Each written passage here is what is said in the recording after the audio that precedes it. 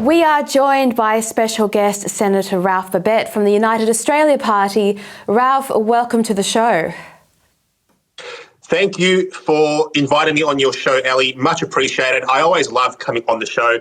Always great to talk to you. Like I've said before, you're very knowledgeable. You're always on point. You're on target. You're always over the target. If anyone's not following Ellie, jump on Twitter, follow Ellie. She is an asset to the centre right. So thank you. I'll make sure I get you that coffee later after that plug. That was excellent. Look, in a recent article for The Spectator, Ralph, you have written about the Chinese-style censorship that appears to be taking hold of the Australian government. Now, our politicians have a sudden obsession with safety through duct tape, essentially. So why does this mass censorship make anyone safer, according to the government? Well, it doesn't. It makes nobody safer. And what we really need to talk about as well is why is such similar legislation being talked about in multiple countries, in Canada, in New Zealand, all at the same time? A little bit sus, I think. And the reason why that is pretty clear. It's that our nation's policies are being dictated by unelected globalists that are not accountable really to the Australian people. And what these unelected globalists are really about, and we all know who they are, the globalists that sit at the United Nations, at the World Economic Forum, at the WHO. There's quite a few groups where these people like to frequent. And what they are actually worried about, Ellie, is they're worried about losing control of the narrative. Nobody gives a damn about mainstream TV anymore. Less and less people are tuning in to their nightly news. More and more people are doing this. They're going on their devices. They're looking at Twitter. They're looking at Facebook and YouTube and all these kinds of other big tech platforms. And that's where they're getting their news from now. And that's a problem for the establishment. This little device is a savior and a curse all at the same time. It makes it so that everyone out there can become a citizen journalist, and it's very easy with a few clicks of a button. And that's what they're worried about. They are petrified of losing control. And what have they done? They've gotten their agents in the governments across the world to roll out draconian censorship laws where the government of the day can decide what is misinformation, Ellie, and what is disinformation. So as an example, let's say a world-renowned doctor decides to get on their Twitter account and say, hey, I believe that X drug is safe for X disease. And the government says, no, we don't believe that because we're the government and we know better than you. We believe that it's unsafe. That world-renowned doctor is now cancelled, but they are cancelled at the hand of government. So yes, big tech loves to censor, but it's a whole different animal, Ellie, when the federal government comes over the top and says, now we are the arbiters of truth. We decide what is true. We decide what is not true. Very, very, very dangerous. And what makes it worse, Ellie, is these dirty, extreme leftist activists will sit on their Twitter feeds and their social media accounts, and they'll cheer it on. They'll say, "Good, I'm glad you're getting censored, mate." What do you think happens when a centre-right government eventually takes power one day, when the pendulum swings back the other way? They're going to come after you. So we need to protect freedom of speech, online, offline, everywhere, because let's face it, social media these days is a modern-day town square. That's what it is. Protect the modern-day town square. Protect your right to speak. It's not up to the government to tell me as a grown man or a grown woman what you can and you can't say or see. It's up to you. You decide. Well, the very idea that social media has to become some kind of bastion for absolute truth is something that nobody asked for. I mean, it's social media for a point, where they're talking rubbish to each other all day like humans like to do. And let's be frank, no one is going to lose their Twitter account because they talk about alien spaceships in the Antarctic. It is a very specific type of censorship we're talking about. Now, in this censorship bill, which seeks to silence everyone except the government, has this come as a shock? Because it is a creation of Scott Morrison, upscaled by Anthony Albanese, and so it is likely to have support from both sides of the political fence, Labor and Liberal. Now, censorship in China is used to protect fragile and unpopular political ideas. Is that what Labor and Liberal are doing here? Because they've had some pretty crap ideas lately. Now, I'd like to talk about something. You've brought up a very good point there about the Labor Party and the Liberal Party. I talk about this at length every time somebody will give me, 2 minutes of their time. I've got an elevator pitch ready to go. Now, the Labor Party and the Liberal Party, they are so alike that it is not funny. I'll give you an example. The Labor Party wants to constitutionally enshrine the voice. The Liberal Party comes in and goes, let's not enshrine in the Constitution as such, let's legislate it, right? So in a way, they're pretty similar right there. I'll give you another example. The Labor Party says that we want to reduce emissions by X amount by X date. The Liberal Party says we also want to reduce it, but we want to do it in a different way by another date, right? So they're both very, very similar. This censorship bill, introduced by, I think it was about a year ago, by Paul Fletcher, the former communications minister of the Morrison government, his baby, right? A Morrison government era baby, this bill is. They couldn't get it through. So what? They panball it over to the Labor Party, and now the Labor Party is going to ram it through. We live in a duopoly. We all know that. But the duopoly is controlled by the very same special interests. One group of shadowy bureaucrats, globalists, as I like to call them, unelected globalists, agents of the matrix, are the people that run both major parties. People at home right now, you're sitting at home, you're watching this broadcast. Do not be fooled. Do not be fooled by the words that these agents of doom tell you on the TV. They work for one and the same special interest. They may be different on issues that are frankly insignificant, but on core issues, they are the same. On things like net zero and things like The Voice and things like this bill, one and the same, no different. Be very, very afraid of this. Be very afraid of this. You need to take an interest in who governs you. The good thing is we still live in a democracy. You still have a choice for now, and you need to exercise that choice. Take an interest in who governs you. Take an interest in the political process. Stop voting for these cretins that keep selling your country out, that keep selling you down the road. Make different choices. That's what I say to people at home. Well, to put this in perspective, fining social media companies for misinformation makes about as much sense as roaming down the local pub and fining people for telling stories about their mates after work. That's essentially what we're talking about that's going on here.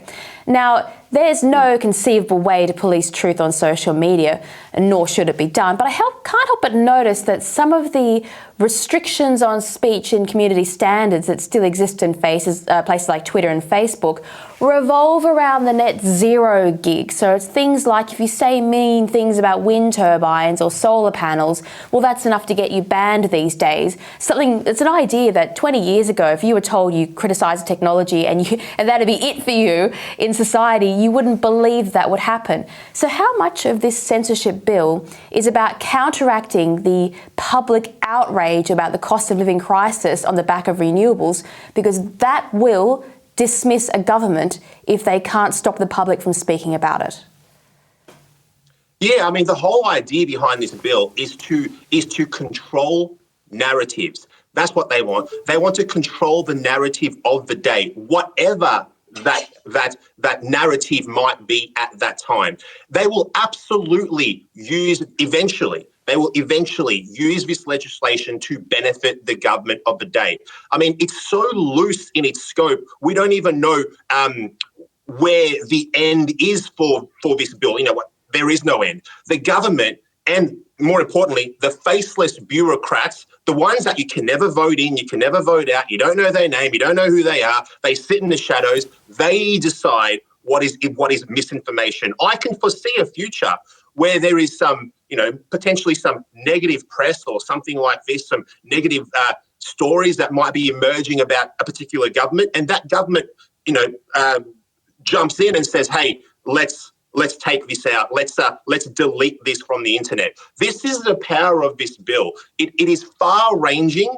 It is an overreach. And at the end of the day, it's not really about getting rid of mis and disinformation. It's about controlling speech. That's what it's really about. Don't be fooled, because the best way to counteract misinformation and disinformation is the cold light of day, is truth, and is allowing more people to talk. Because if someone has a bad idea or something is wrong, the more people that talk about it in an open forum will enable better ideas to rise to the top. So you don't counter mis and disinformation by censorship. You counter it by having less censorship and enabling more and more people to be part of a debate, whatever the debate of that day is. That's what we need to happen. Less censorship.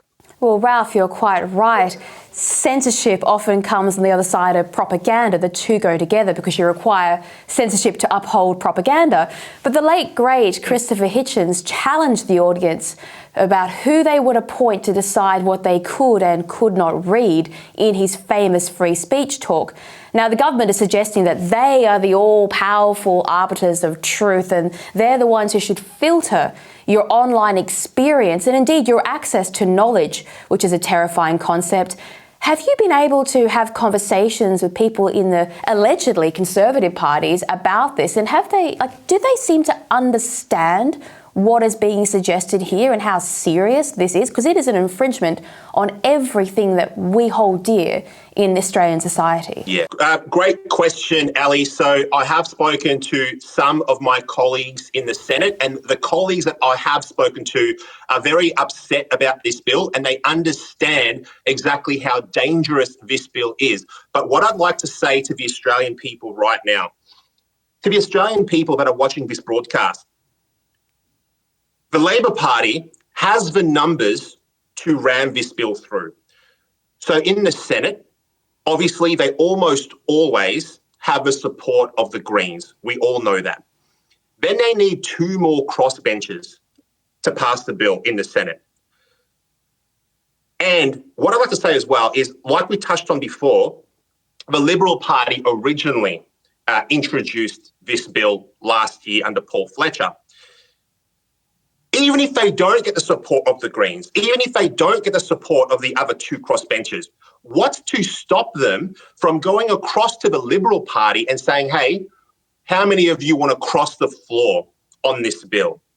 And that's something that could potentially happen because, like I said before, this bill was introduced originally, well, the idea for it was introduced originally by the Liberal Party.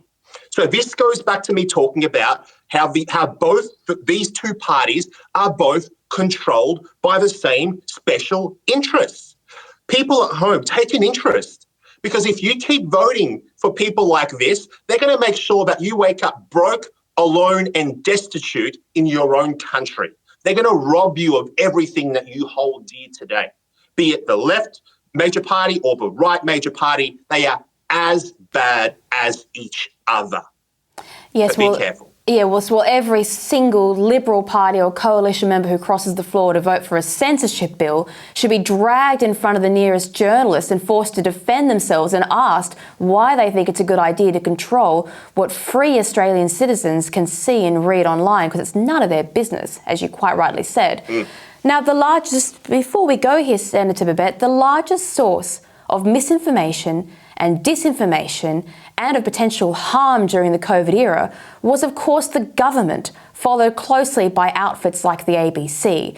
Now, these entities are protected from the new legislation because, of course, how could the government be a source of misinformation when it's the single source of truth?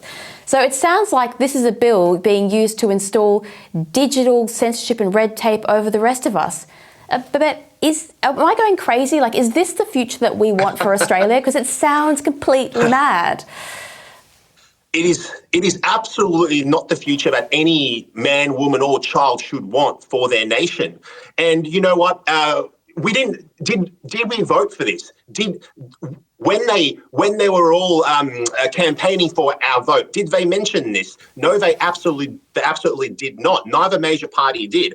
Now, the problem that we have is these people, once they get into power, they just spit on you. That's what they do. They spit on you. I'm especially peeved at the Liberal Party, at the coalition, because now that they're in opposition, They like to talk high and mighty. Oh, you know, we're the party of the centre right. We're the Conservatives. We're going to fix what Labor did. Mate, listen here. You're the reason why we're in $1 trillion of debt.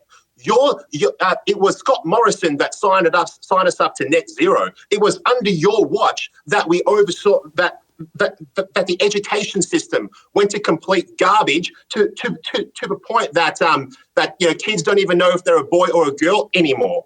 You know, it was under your watch that we sold our nation out to the CCP. Right? So don't stand up and say, you know, we're going to save you, vote us back in. You're the reason we're here.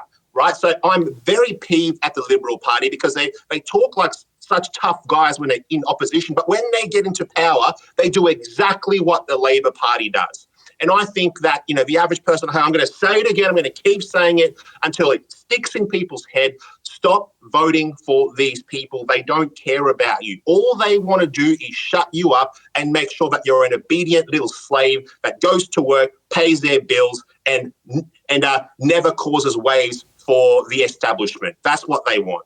Well, look, the entire traditional blue ribbon conservative causes of liberty and sanctity of this country seem to be held up by independent senators like yourself. And look, you've got all the beautiful flags in your background. You care about the Australian people. I'm not quite sure that the Liberals have proved that they're going to turn a corner on this one. Look, thank you very much for your time, and please keep writing and shedding a light on all of the crazy things that are happening down there in politics. Thank you so much, Ali. Keep up the great work. If you're not following Ali, get on Twitter. I believe the username is Ali Mally. Thank you very much. Thank you. Bye-bye.